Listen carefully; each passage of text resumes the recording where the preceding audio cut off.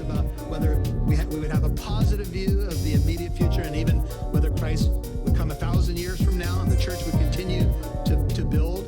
Something to think about in a positive sense, and I think this is what the Gospel of Matthew highlights over and over again, that the church has gone from 12 disciples in northern Galilee to 1/3 of the professing world professes to be Christian.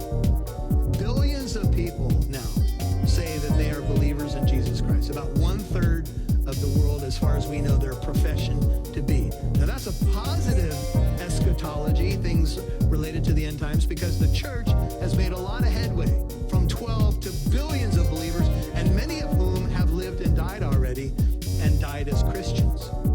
So those are just interesting things to think about. Futurism, preterism, and then the third camp that I will call, just for the sake of simplicity, partial preterism. Partial preterists believe some of Matthew 24 is fulfilled in the past, in the fall of Jerusalem, and I would say you're all probably partial preterists, and you will be after today, I think, without a doubt, right?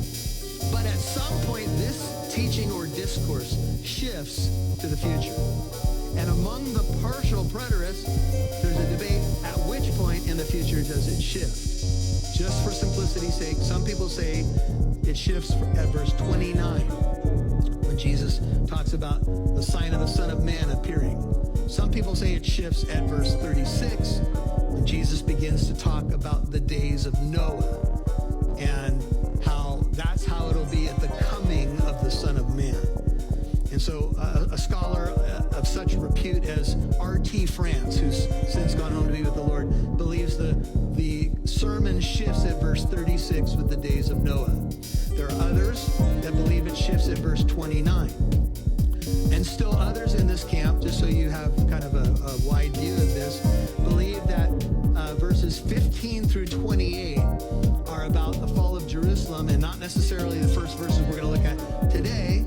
And then some of them think that there's overlap so that you could see Jesus' words